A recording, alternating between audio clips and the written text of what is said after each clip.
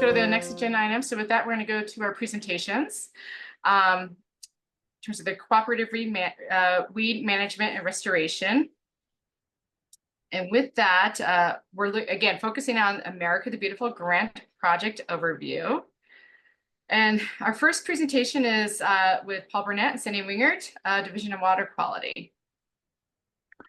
Thanks. It's a group presentation, and so I'll run the presentation from here, and then everybody who's participating will. Great. And I might just jump note, on when they have a chance.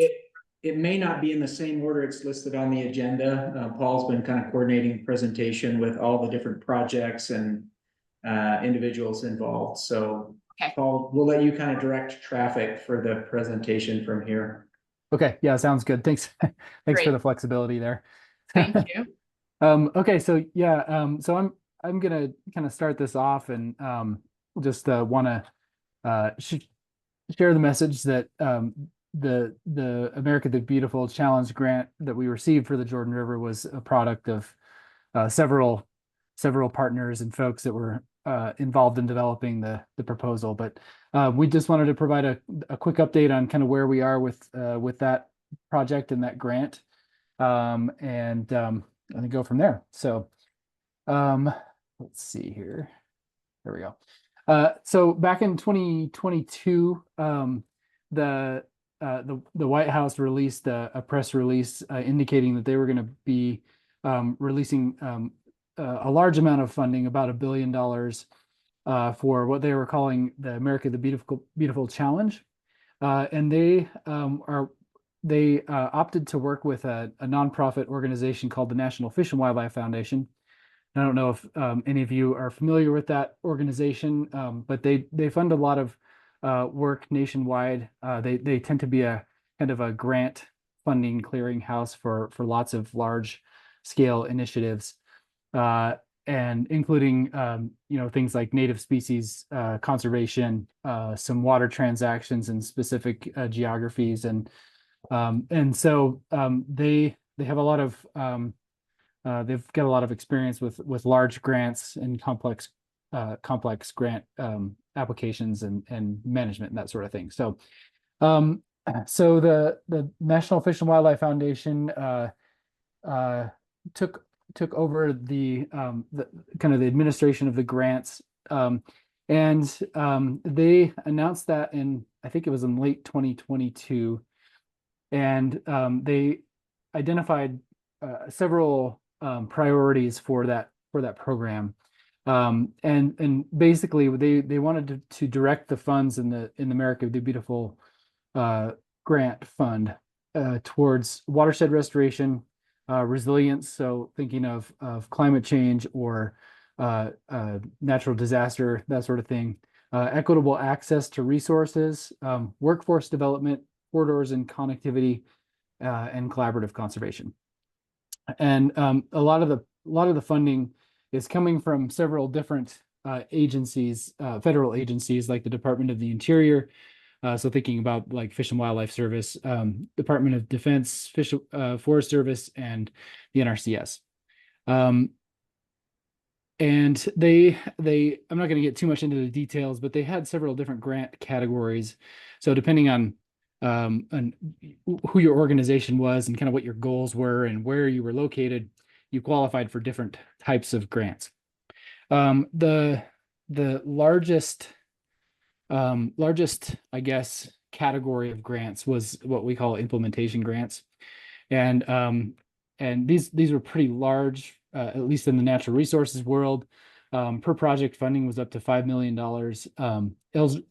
But one of the criteria was that the applicants had to either be a state, territory, or a tribe, and most of this funding was coming through the Department of the Interior. So we saw this, several partners in the room saw this as a really good opportunity to potentially bring some a large amount of funding to the Jordan River, but it needed to be it needed to go through the state as the applicant. So we coordinated over a couple months and really tried to figure out the best way to approach this project. And we ultimately landed on the Department of Environmental Quality as the main applicant for this project, where we would kind of deal with the grant management, project support, that sort of thing, and then work with all of the partners on specific sub projects, or however you want to break it out,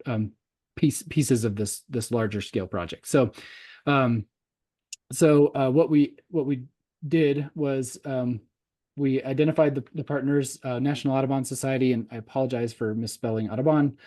So National Audubon Society is going to focus on implementing shorebird habitat restoration along the Jordan River Delta. Jordan River Commission is focusing on community outreach and engagement. Forestry, Fire, and State Lands is focused on riparian restoration along the Jordan River corridor. And then we wanted to bring additional resources to the Big Bend project in the city of West Jordan. So we felt like this group of projects really formed a really good story about restoration, community outreach, improving access to jobs, that sort of thing within the Jordan River. And that's what each of these pieces of projects, each of these components really focuses on, as well as ecological restoration. So just as an example, this project is going to rely pretty heavily on the Utah Conservation Corps. And the Utah Conservation Corps is going to focus on trying to recruit local people for the jobs that we create through this project. So pretty exciting, pretty innovative, I feel like. So yeah, just again, the big priorities that I just mentioned. We applied twice. We applied in 2022 and were not accepted. Although we worked with National Fish and Wildlife Foundation and with the partners, among the partners, to try to improve our proposal. And we submitted a proposal last July and were approved for funding in October 2023. So that was pretty exciting. We're currently waiting on contracting. So the DEQ has signed an agreement with NIFWIF. And so now what we need to do is work on specific sub agreements with our partners. And that's just kind of at the boring part of it, just trying to get through that. So hopefully we'll get contracts signed soon and start the on the ground work this summer and fall. So just a few quick highlights. We received 4.9 million from NIFWIF. We've got to come up with about $1.5 million in match through our project. So that's going to come through some legislative funding that we got for invasive species management on the Jordan River, non-point source grants, National Audubon Society, and several other sources. So we're targeting 12,000 hours of volunteer work to implement the project, 10,000 native plants, a half mile of channel reconstruction through the Big Bend project, and about 250 acres of habitat restoration. So that's kind of top, high level, kind of what we're hoping to accomplish. So so from here, what we're going to do is I'm going to hand off presentations to different folks. Sandy Wingert's going to talk about just the Jordan River in general, and highlight some of the water quality challenges in the watershed, and then provide some information on the history of the Big Bend and kind of the current project approach through the America the Beautiful Challenge grant. Cory Fralick with West Jordan is going to provide a brief update on kind of where things are with current management on the Big Bend property. Then Rae Robinson is going to talk about the riparian restoration work along the Jordan River corridor. Heidi Hoven will talk about the Jordan River Delta. She's with the National Audubon Society. And then I'll hand the time over to Soren Simonsen to update us on the community outreach. So yeah, so I'm just going to hand the time over to Sandy Wingert to talk about the Big Bend and the Jordan River. All right, can everyone hear me okay? Yeah. Okay, awesome. Okay, so this is, yeah, I apologize, it's kind of thrown together, but this is a map of our 2024 integrated report. It's our report back to Congress via the Clean Water Act, showing what AUs are impaired, what subwatersheds are impaired, and what are not. So if you look at all the red ones, I just did a screenshot of, partially the Jordan and the Wasatch back, and you can see all of the red polygons are impaired watersheds, which means that for a variety of pollutants, they exceed our water quality standards. So we've got our work cut out for us. All right, Paul, go ahead. All right, so if you zoom in here, where the Big Bend is located, for our frame of reference is in what we call the Jordan River 6 assessment unit or subwatershed. Basically, it's where we kind of like cut the Jordan River into 8 segments, and Jordan River 6 is from like Bluffdale down to 7800 South. And so what we do then is we go out there and we look at the data and we determined exactly what parameters or pollutants exceed our water quality standards, being protective of certain uses of the river. For example, aquatic life or recreational agricultural uses. And so on this, in 2024, which is our most recent approved list of impaired water bodies, this section of the river is impaired for a lack of macroinvertebrate communities, E. coli, and total dissolved solids. So again, this gives us the nexus to do the work that Paul talked about and the history that I'm getting ready to provide. This is why we're doing what we're doing. All right, Paul, go ahead. Oh my goodness. Okay, so the Big Bend project history, like I could talk this whole entire time just on the history of this. It's very complex and convoluted, and it waxes and wanes over the past like almost 3 decades. And it's really rich with several partners here that even in various roles with various entities, we've all been working on this.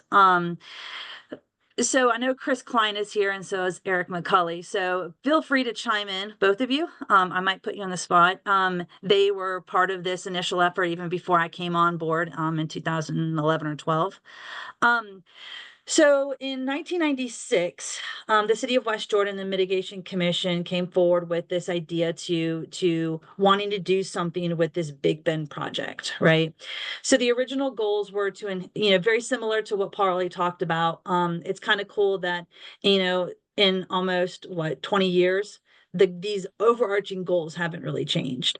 Enhancing the riparian and wetland habitat along the river, realigning about a half-mile channel mile to, instead of it's being channelized, to create some meanders into it, to create a new floodplain. And the thought at that time was, some type of recreational, urban fishery, now it's the pond.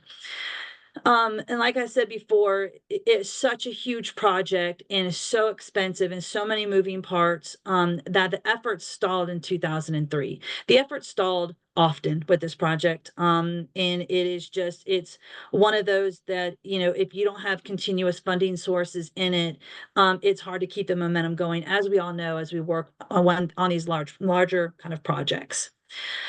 However, when the Jordan River Trail in this section was finished in 2011, it kind of restored interest in this with the city and with the federal agency partners. Okay, go ahead. So what I'd like to talk about a little bit is an additional funding source that what brought Division of Water Quality back to the table on this project, and it was through the Superfund sites. As most of you know, this section of the river in Midvale, just north, I've got a map showing that, has a rich mining history, right? And the late 1800s and early 1900s that negatively impacted, the river and the surrounding habitat. Ores from the Cottonwood Canyons were brought down and processed into steel and other products at these plants, mills, and smelters. In 1990, EPA deemed this site, Sharon Still, really as a Superfund site due to the elevated metals located in these tailings which was like smack dab right on the riverbank itself. Cleanup efforts included consolidating and capping about 270 million 270 acres of repository, which is now the Zions Bank Tech campus. Go ahead. So here, again, you can see the Sharon Still tailings cap, the Jordan River, and then just to the right then is the Big Bend project, where we are talking about. Go ahead.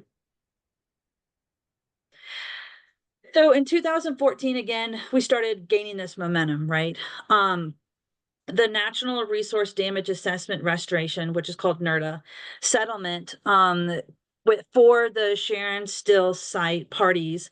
They settled with the United States Department of Interior and DEQ to compensate for the natural resource injuries that happened during these mining activities. Just about $2.1 million were pulled together all, in totality, and about $800,000 were earmarked for this Big Bend project, with the timing frame to spend this money out from 2021 to 2026. The city of West Jordan, DEQ, and Fish and Wildlife, we have a grant agreement to look at these. We meet annually to discuss how we want to spend these monies out, knowing that we are operating under this new comprehensive restoration proposal that was created in 2014. And in all, then we're looking at, and again, this is older numbers. So I'm sure that, I say 8 million now, it could be 10 million today, right? Or 8 million in 2014 could be 10 million today. So at this point in time, though, it was thought that in order to fully implement these overarching goals set by the city of West Jordan. There you go. That's right, Chris. It was 6 phases, spent in over 11 years with the cost of $8 million. These NRDA funds will be used in phase 4, which is the remeandering of the channel itself. Did somebody want to say something? Chris? Okay. I don't see any hands up or anything. All right. Go ahead. All right, so on the table on the upper left, you'll see these 6 phases, right? Like the first phase in 2014 was the concept design, site preparation, pilot.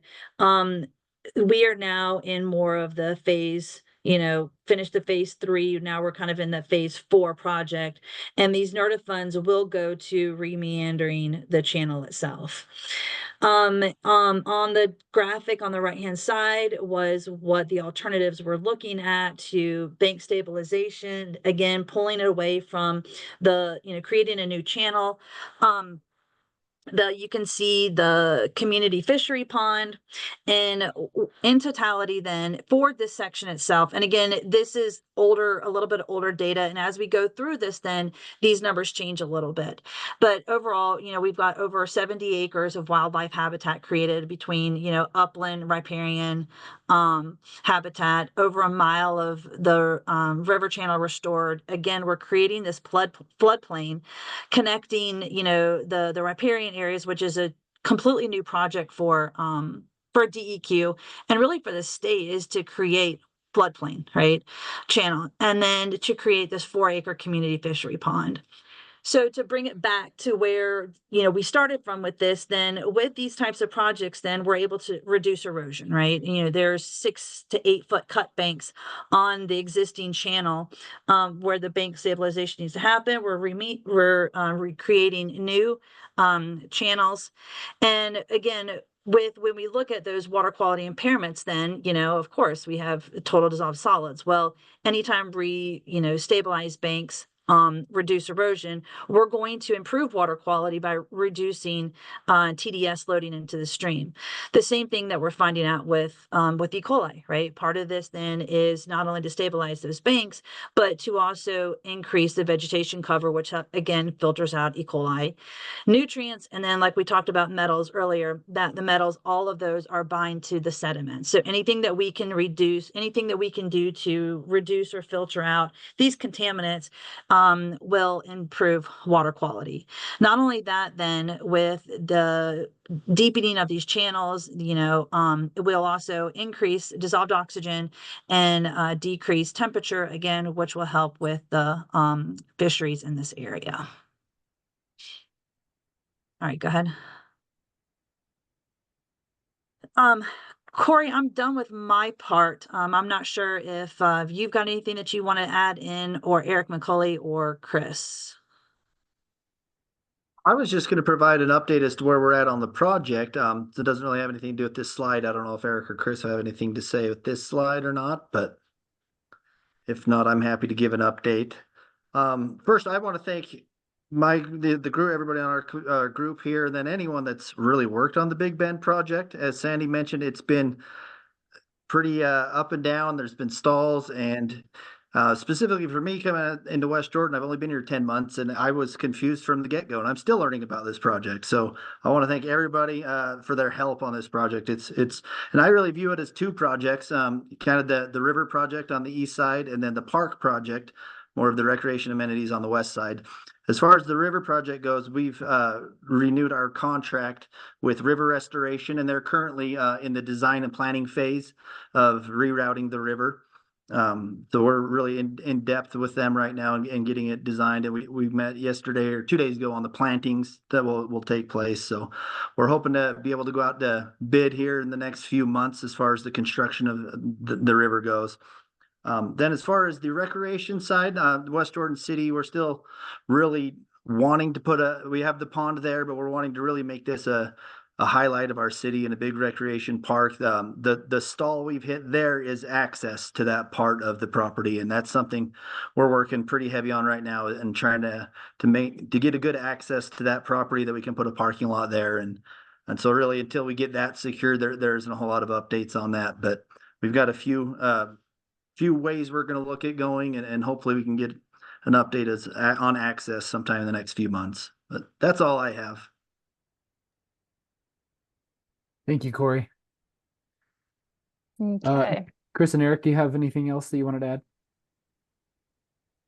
No, that's great. I just want to say this has taken a huge partnership, and continuing to plow forward has always been a challenge, and I appreciate everyone's perseverance because we're going to get it done. And same here, just yeah, it has been an incredibly long road. I am really gratified to hear that, where things are and that it's still moving, and that I guess speaking from former Fish and Wildlife, to see the community and the state picking it up and running with it, that's really been the goal all along. So that's really great to see. So that's all I've got to say about it. Awesome, thanks. Okay, so I'm going to hand the time over to Rae to talk about, this is actually her slide, so to talk about the Jordan River corridor. Yes, thank you. Yeah, so my update is going to cover some of the other project sites on the Jordan River. So first, to talk about kind of our slice of our piece of the pie. We get about $225,000 that can be spent on plant materials for the Jordan River. And I believe the end of the grant period is the end of 2026. So we have a couple years to get these plant materials into the ground. And then, as Paul mentioned, the Utah Conservation Corps was specifically called out in our grant proposal. So we have over $300,000 that can be spent on crews. And just to give you a sense of like how far that money will go, if you get a 8-person crew for 8 days of work, that's about $20,000. And I'm really looking forward to seeing how these funds can kind of build upon the state appropriation we have for the Jordan River. So this funding will kind of complement some of the other work that's planned, and also our cooperative weed management area grant program. So that's roughly $200,000 a year ongoing funding. That's on top of this America's Beautiful funding. Okay, next slide, please. So I'm going to spend the rest of the time talking about the stuff that's planned out for the 2024 mostly. So we have about 40 Conservation Corps work days that's with 8 people. planned for the fall, so September through November of this year. And mostly the work they'll be doing is invasive plant control, Russian olive, tamarisk, cut stump treatments for the most part, a little bit of Phragmites brush cutting, and then a lot of planting and seeding. So we have a contract with High Mountain Nursery for tall potted cottonwood and peach leaf willow trees. And then we also have, as I talked about before, just funding for maybe some other shrubs and additional plantings at some of these sites. And then just last month, I ordered, I think it was like $35,000 worth of seed, like 1,700 pounds of seed from the Great Basin Research Center. That's the DWR seed warehouse in Ephraim. And so some of that, or hopefully most of that will be ready in the fall of this year. And if not, we'll get some of that seed in the spring. So the idea is to not only be controlling the invasive plants at these sites, but also making sure we're proactive with our seeding and planting. And just to note too, a lot of these project sites that I'm going to get into here, the work that the Conservation Corps crew is doing is complementary to the Phragmites control work that our contractors are doing. So we have a separate contractor that is coming to spray and mow Phragmites at many of these sites along the Jordan River this season. Okay, next slide, please. Okay, so these slides are a little chaotic, but I was feeling the energy of just showing people what we've been planning. So I guess to first go over the legend in the top right. So I'm going to go through these sites. There's roughly 3 sites per slide. And the red box shows Phragmites control. It's like a little Phragmite seed head. Then there's invasive tree control. So like the invasive plant control is in red. So you can think like red is bad, it equals bad. Just got to control those invasive plants. Orange is Utah Conservation Corps. Part of their logo is orange. So you think of that. And then the green for plant materials, whether that's like trees or seed. So you can look for those icons for each of these sites. But yeah, to tell you a little bit about each site, we'll start with the Cornell Wetlands site. So we're going to have our Phragmites contractor out there controlling Phragmites. The Salt Lake City Public Lands Natural Lands Group has an amazing plant biodiversity project here. If you haven't been to this site on Cornell Street, highly recommend it. And then we're going to have the Conservation Corps helping with their plantings. They have their own plant materials that they're securing. So the crews are going to help get those in the ground. And then they might also control some of the invasive plants around the biodiversity restoration site there. Moving on next to the Nature Center at Pia Aqua. We are going to have the crews there for, I think, a day or two to help them plant trees. And then also we are kind of dipping a toe into the bank on the east side of the river that's adjacent to their property. So the crews might be doing a little bit of Phragmites brush cutting and then also starting to thin some of the understory invasive trees along the bank there. Okay, moving right along here to our next site. This is Cottonwood Pond, and there's this other site's not on the slide, but it's a wet meadow that's just north of 3900 South. So the crews are going to be planting trees along this pond here. And I guess I should note too, a lot of this work, some of it is new, but some of it is just ongoing and also like maintaining stuff that's been done in the past. So like, for example, I know, some of the folks on this call have worked at Cottonwood Pond. So we're kind of building upon that work and, in places where trees have died, replanting those trees, things like that. I should also note too, that the Conservation Corps crew time is kind of split up. Some sites are getting like maximum of 6 days and some are getting 2 days. Okay, let's do the next slide, please. All right, so Tade Wilson with Midvale City made this really beautiful map here of the Bingham Junction wetland site. So you can see that there's the dark green is Phragmites that we're planning to treat. Well, actually, we're planning to spray it next week with our contractor. And then he also has outlined some future treatment areas and then also trees to remove and also the trees to keep. So this is an example of one of the sites that's getting kind of like all the resources and treatments. I just was, did Rudy get fed? It's just. Oh, okay, there we go. So yeah, this is a really great site, and I'm excited to see the work that gets done there. Moving along to Big Bend, we already heard a little bit about Big Bend. What we'll be doing there is we're having our contractor come and treat the Phragmites around the ponds, and then also around the little like drainage and then the restored bank right there. And what's good to note about this site is there actually is not that much Phragmites right now. We were out there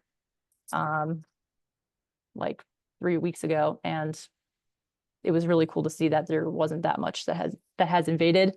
But that being said, it is a priority for us to treat in areas that aren't highly invaded, just to kind of stay on top of it and make sure that we can maintain the progress that we make in these restorations. And then the Conservation Corps crew is also going to start along the new bank there and basically just replant where the trees have died. There's already a lot of great plantings there. So they'll be just kind of filling in where the survival wasn't as good. Okay, moving along to the Allen Point restoration area. This is in Draper City by the river. The crews are going to come in there and thin some of the understory invasive trees, and then also potentially help plant the tall pots. We might also just give them to Draper City, and they might find some volunteers to plant them as well.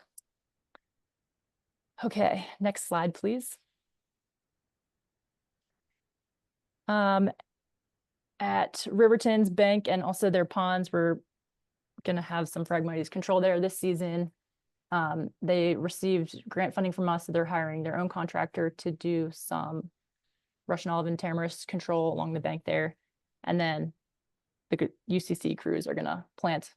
That newly established bank really is desperate for some plant materials. We know we got some shrubs there, and the seed mix is actually doing pretty well, but it'd be nice to get some more trees there too. Okay, moving along to Thanksgiving Point. Probably at this point, you guys could probably just read the icons yourself, but for the sake of being thorough, we're treating Phragmites, invasive trees, and then also providing plant materials.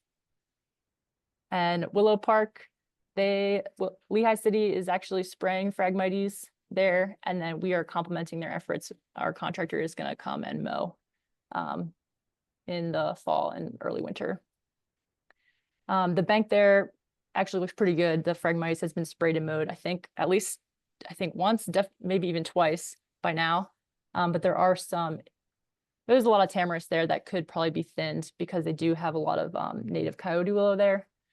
So I think that would be worthy to do with the crews. And then same as the other sites, just getting some of these trees in the ground. There's actually good connectivity to the river there. So I think we can even plant pretty close to where we've controlled Phragmites, which is kind of what we're after in a lot of these places. Okay, next slide, please. Okay, so the future Riverfront Park in Saratoga Springs. This is a very long stretch. Let's see, Oakwood Homes has already paid a contractor to spray and mow there. And we are continuing this work with our contractor. So they're planning to treat the Phragmites there. And then we'll come in with the Conservation Corps, start thinning some of those understory invasive trees and plant materials in the ground. And then you'll note too, kind of at the bottom of that image on the east side of the river, that's also in Saratoga Springs, the boat ramp just south of the radio control airplane park. That's another section that we want to kind of maintain the progress that has been made. We've planted trees there and we've treated Phragmites there, so continuing that work. And you look at a site like this is, I think, just over a mile of river.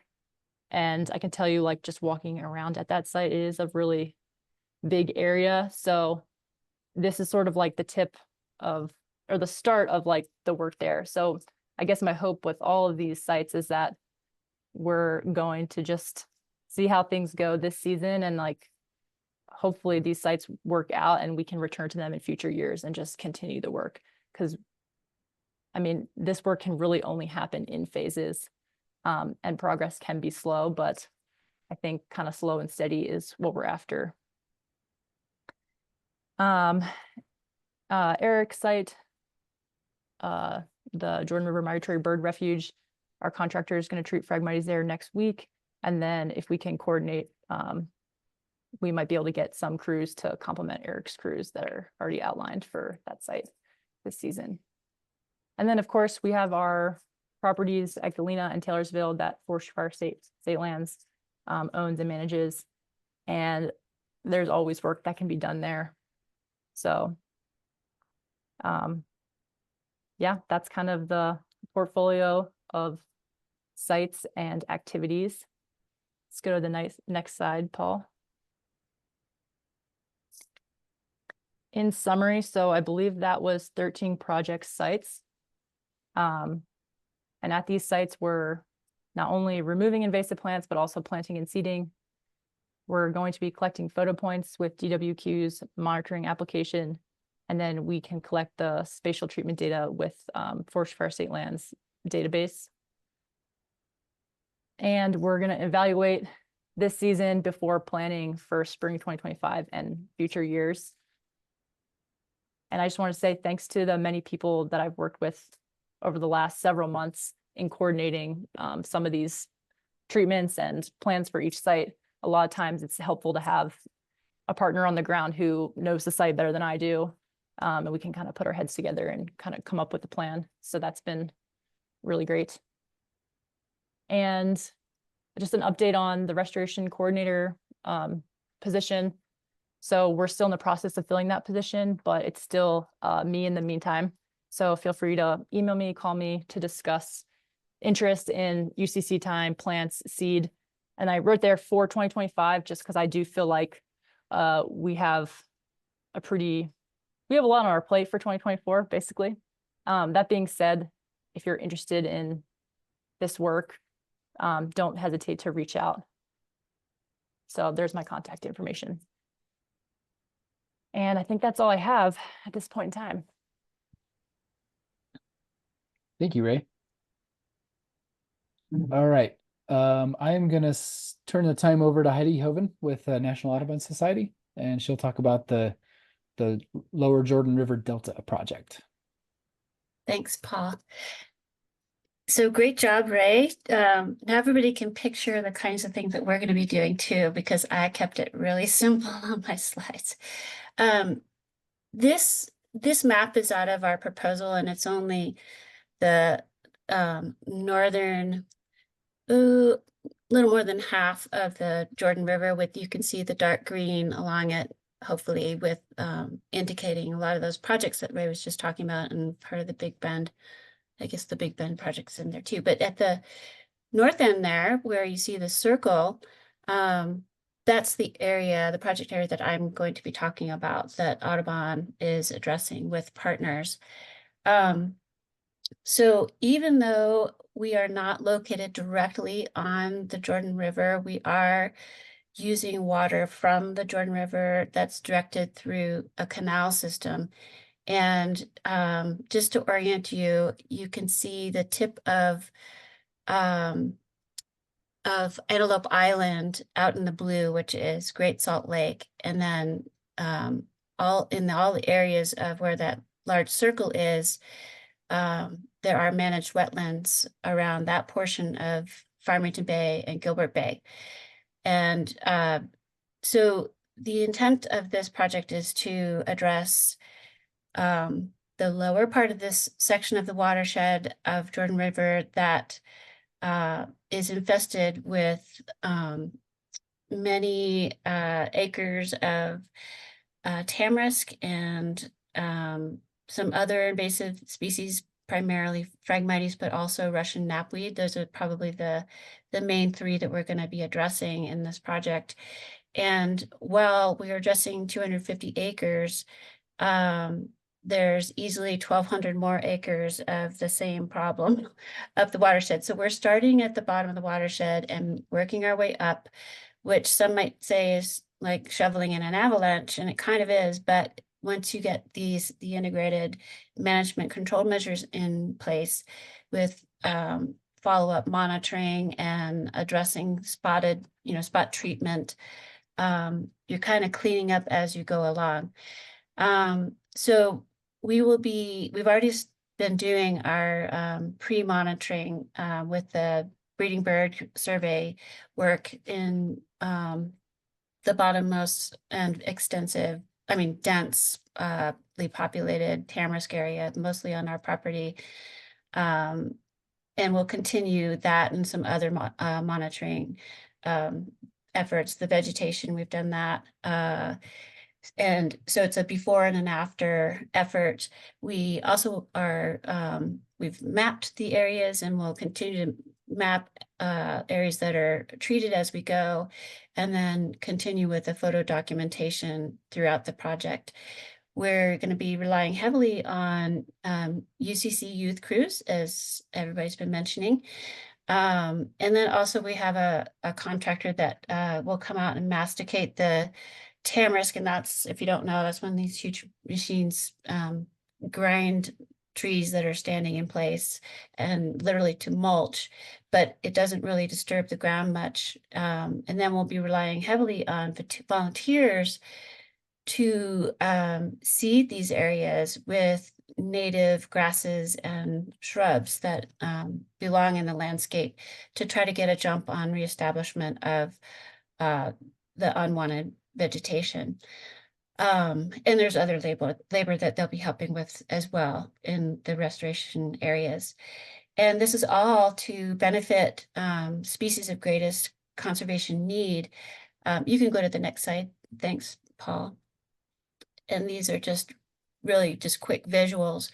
And so the species, I'll show you the list in the end. They're birds primarily, because at the sanctuary we manage saline wetlands known as playas that are adjacent to Great Salt Lake and are part of the historic landscape that was created by the migrating, meandering Jordan River in its ancient history.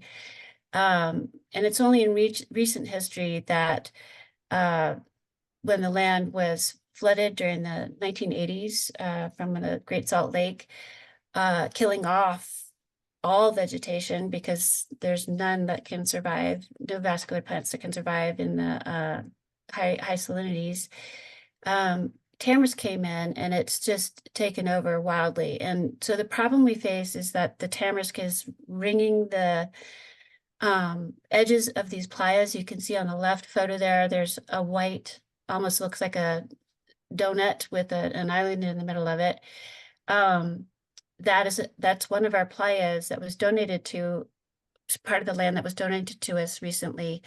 And it's tamarisk and saplings of all growth forms, so saplings up to mature trees, and then also out on that island, just all around the edges. And what that does is it converts what was once potentially really productive habitat for mainly shorebirds, is what we manage it for. It's not at all what the shorebirds are looking for. They need an open visibility of predators coming. They need to be able to forage in the shallow mudflats. And then the photo to the right is just if you were to stand at the edge of the playa and then look inland to the upland areas, much of it is as dense as you see here with tamarisk. And that is tamarisk that's taken over healthy grasslands where, for instance, long-billed curlew nest. We're an important breeding ground for long-billed curlew. And then also burrowing owls, for example, would like to burrow, but not here, not there, until we remove all those trees and reseed it and really work towards a long-term effort towards transitioning this degraded habitat to a more productive wetland and upland landscape. And then the final slide is just illustrating what we hope to see it look like in the future.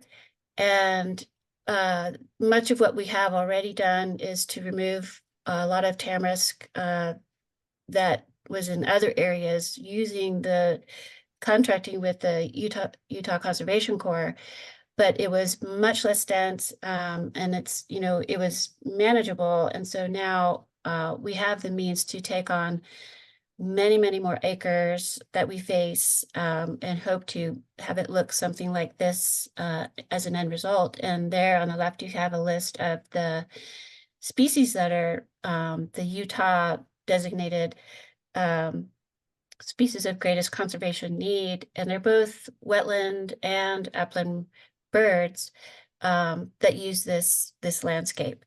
So I think that's about it for the pie in the sky surface overview of our project.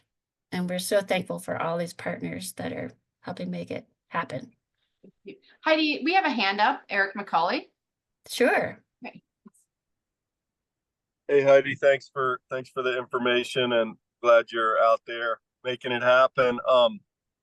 So we've been treating some Phragmites down along the Jordan River Migratory Bird Refuge, and we felt real good about getting rid of a bunch of Phragmites, but now it is a blanket of tamarisk that are about 1 to 2 inches. The same things happened at Big Bend this year. The timing's been perfect. Do you have any practical experience with dealing with them at that size, or any recommendations for the group on, making sure it's not a tamarisk forest in the future? It's similar to what you're dealing with down the line. I do. Yeah, I do. Thanks. That's a great question. If you're treating saplings or germlings when they're less than maybe up to 6 inches, and you have moist soil, and that's really critical. If it's dried and hard cracked mud flat, it won't work. But you can actually pull the saplings, and you have to do it carefully to make sure that the taproot, which is easily as big as or longer than what you're pulling, you want to extract that. I've got acres and acres that I've done by hand. I've had also volunteer come out and help me with. It goes pretty quickly. So that's a great volunteer work, and we're going to do it too in areas that we can keep moist enough.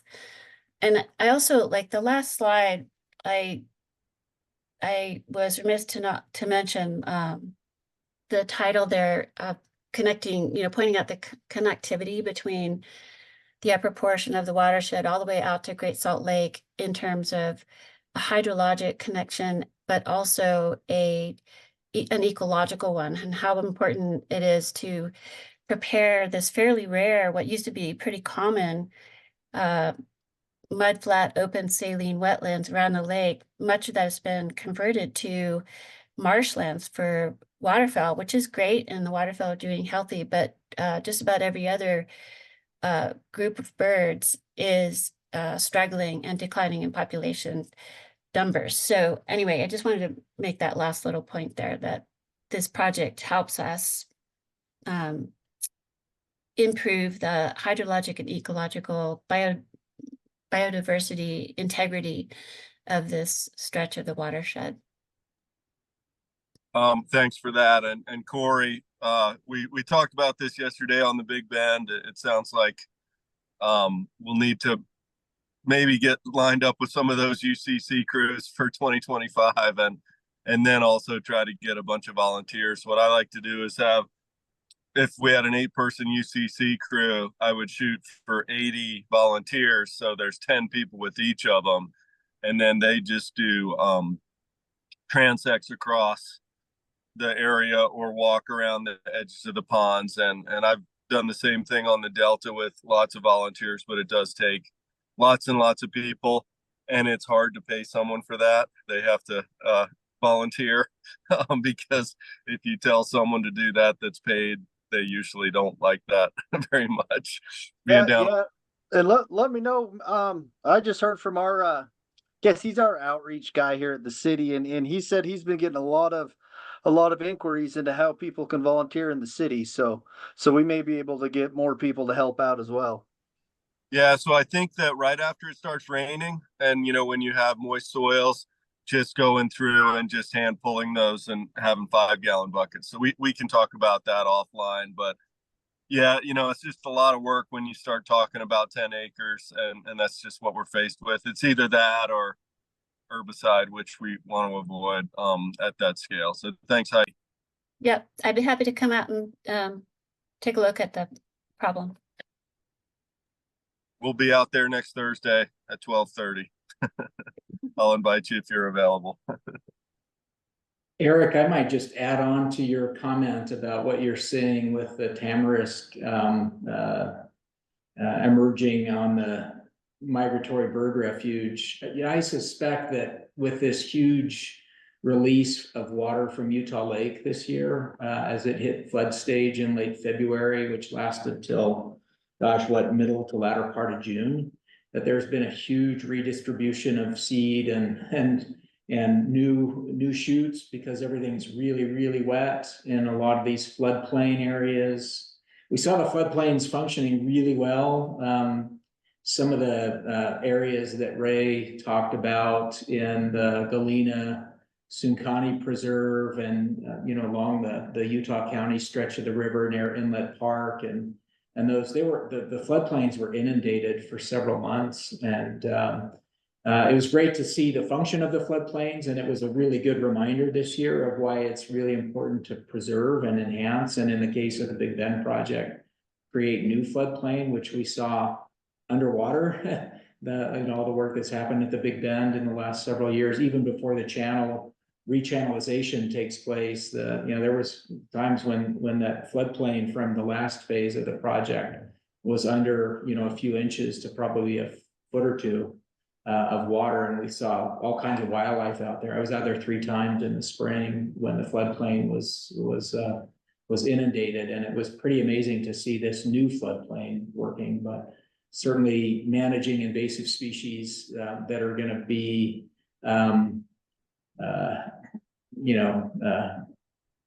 propagating with all of the water and disturbed areas is something that we'll have to monitor pretty closely for probably the next couple of years. I'd like to add that that's exactly how it spread into ours during some high runoff years. And we have miles of it around shores. One thing that we also should get our heads about is trying to bring in reintroduce a tamarisk leaf eating beetle that is climatized to warmer temperatures. We had a huge outburst of these that were transplanted from the Sevier Valley and Moab, and we didn't see any evidence of these beetles doing anything until probably like 5 or 6 years ago. And all of a sudden, all of our tamarisk trees were looking like they were dying in July. And then we went and looked closer, and they were covered with larvae that do most of the de-leafing, whatever. What is the word? I can't think of it. But anyway, Defoliation. Defoliation, thank you. And I believe, the winters have not been colder. We've had wet and dry years where we've had a follow-up of enormous population density of these beetles. And I'm very interested in reintroducing ones that are more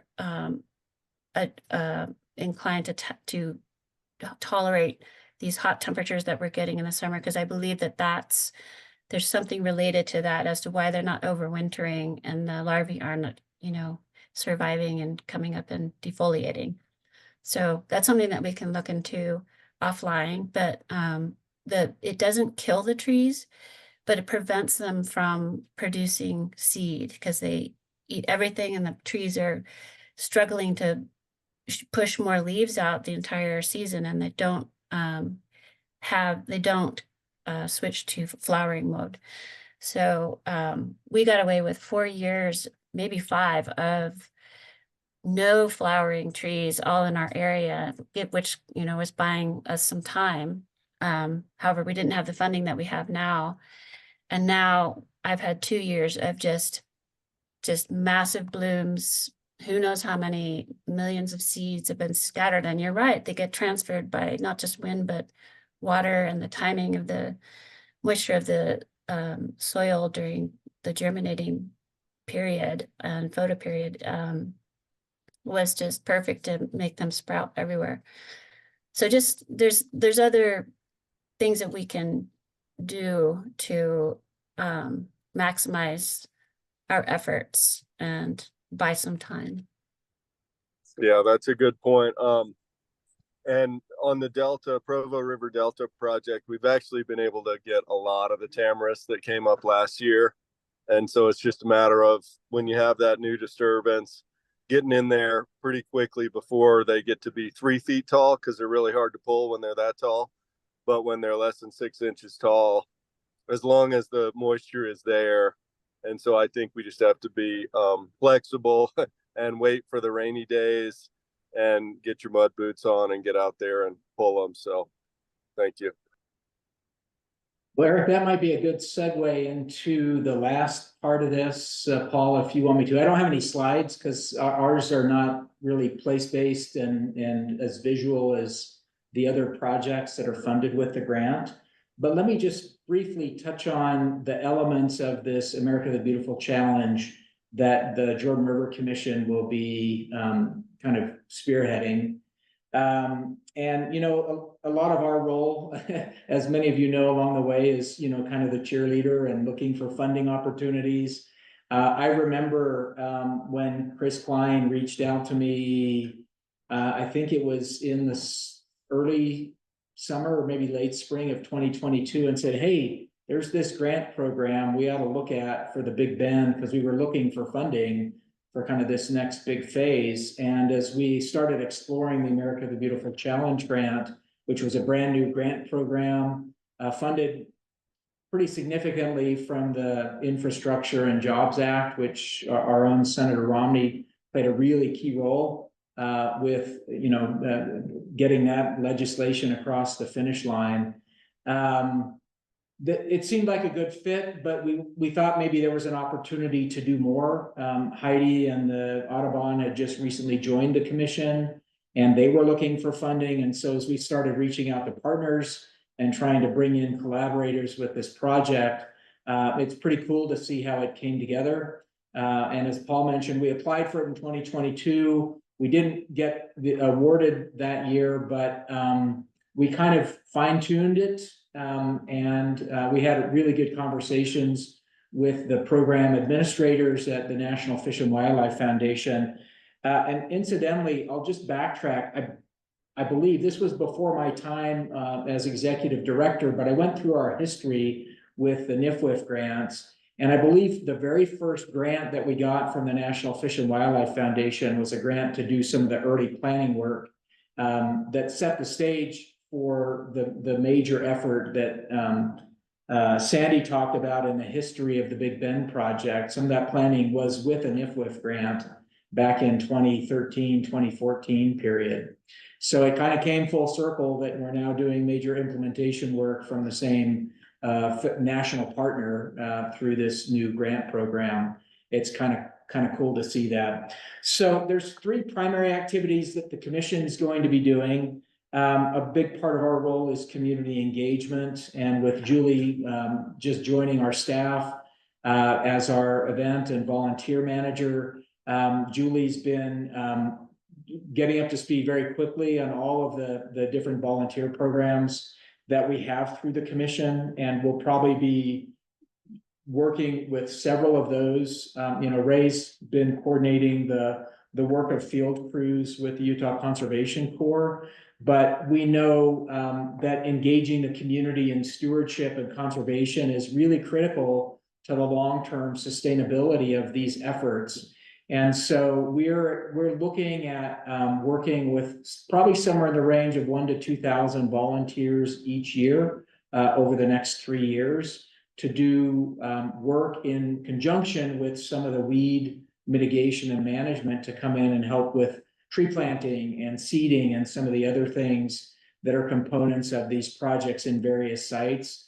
So we'll probably be reaching out to different communities, maybe to help share information as we try and recruit volunteers to help support some of these efforts, led by the Utah Conservation Corps crews, but supplemented with really awesome volunteers who've, this is the same kind of work we've been doing for several years, the tall pot trees, the seeding programs and things like that, with partners like Hogle Zoo and Tracy Aviary and the Hutchings Museum and others.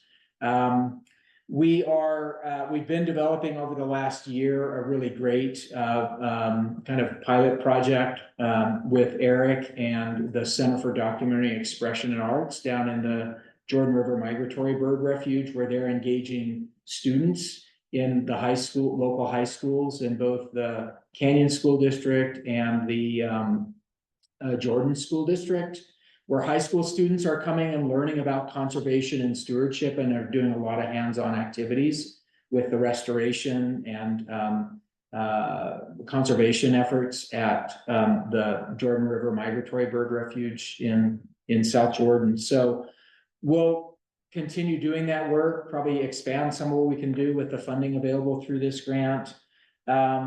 We will also continue working on water quality improvements in addition to the specific work that the riparian restoration will do around water quality. We'll continue to do work with some funding from this grant in our river cleanup efforts, and especially trying to take our Love Your Watershed program to the next level and get people thinking about all the ways that we're connected across the Salt Lake Valley to the Jordan River. Even when you're not near the river, there are things we can do in communities removed by several miles from the Jordan River because of the ways that the storm systems connect to the Jordan River that feeds into E. coli and just litter and other chemicals and impacts dissolved oxygen levels in the river. So we're kind of looking at these comprehensive education programs that will come out of community engagement as well. And then there's a component of the project that initially we were planning to work with the Utah Water Watch program and Utah State University that we're going to be taking on more directly with the commission. And that has to do with some of the water quality monitoring activity and developing dashboard. There's a lot of information about the Jordan River that resides in different sites with the counties, with the Division of Water Quality, with Forestry, Fire and State Lands and others. And we have Jillian here in the room with us, who is going to take on as a project for her internship this fall to help develop the framework for a new component of our Jordan River Commission website that will be entirely focused on developing a dashboard for all things related to water, including the water quality, so that people that are looking for a place to get information about the Jordan River, whether it's related to restoration or community science programs or other things, that kind of gathering data that comes from a lot of different sources, but allowing it to all reside together in one location on the Jordan River Commission site, so that people are looking for information about the Jordan River can find it by kind of tapping into a lot of resources that are put together in a dashboard in one location. So those are the components that we're going to be working on as a Jordan River Commission starting this fall and kind of continuing over the next couple of years. And it looks like, Eric, you've got a question. I just wanted to make a comment that we are working on a citizen science monitoring plan on the Big Bend and the Jordan River Migratory Bird Refuge, that we're trying to get some people moving in the same direction with a lot of the partners here and CDEA. So I just wanted to mention that. And having this grant as part of it, I'm not sure what specifically we're supposed to be reporting on for this grant. But I do think that it'll be nice to kind of come to terms with that we all should be monitoring things and how we're going to do that and how we're going to integrate the public. Thanks. This is Chris. I don't know how to raise my hand on this, so I'll just speak up. But one of the things I was going to say is, as far as that dashboard, I hope that you're talking with the folks from CITSI, just building on the work that they did with the dashboard for, for the Big Bend project, because water quality is a major part of that. And I think that a lot of the tools that they develop for that and the kind of the coding and stuff would be such that you guys wouldn't be starting from zero on that. So I would encourage you to reach out to them and like maybe John Eisenhardt and see if there's some ways to, piggyback on the work that's already been done with that. Yeah, Chris, no, that's our thoughts. Yeah. That's definitely the intent, Chris. We haven't really started work on any of this yet. The grant agreement was just executed in the last month with DEQ, and we're just finalizing our sub-grant agreement with the commission and DEQ. So, but we want to keep in mind that there's a lot of groundwork that's been laid, including all the work that Sid did that you spearheaded. So yes, that's very much our intent, and we look forward to building those connections and kind of re-engaging with their previous work that you were involved with. Yeah, cool. Just hate to see, mileage being done twice. So yeah. we don't want to repeat anything. We're gonna definitely build on what's been done. And Sandy, you had something as well to share on that, on the dashboard? I was just reiterating what Soren was saying. It was that yes, we are working on that with the sampling analysis plan and the sit size stuff, and reconnecting with John. So yeah, that's in the works. Great. And one question I have too as well for the dashboard, Soren, is this something as well we're gonna will include maybe the commission as well in terms of flows from Utah Lake and releases? I think that's our intent, is that this dashboard would include multiple components to it. So water, water quality and other kinds of monitoring, flow monitoring. Yeah, it's meant to be kind of a comprehensive dashboard with all things related to the river. Fantastic. Okay. Yeah. Great. I don't know if Blake's still with us. We just I just came before this meeting from another meeting that Blake's been involved with, and that's the gap analysis on the Great Salt Lake Basin. And part of the meeting they just shared with us is the intent to add a lot more monitoring locations within the Great Salt Lake Basin, and that will include the Jordan River.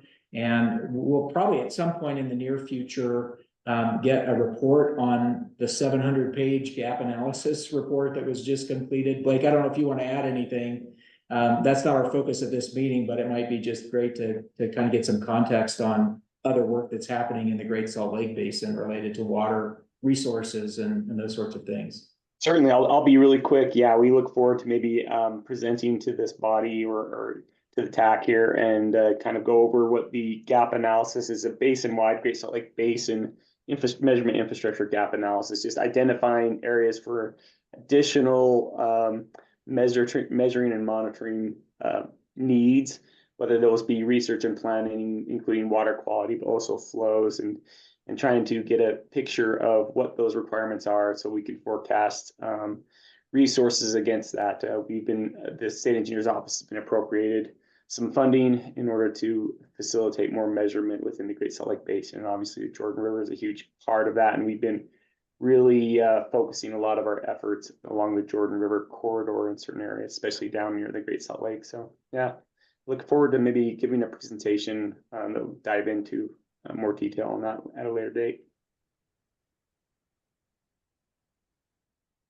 Well, any other questions or anything? We have about 10 minutes left. Any other questions for the presenters? And I will share one thing, the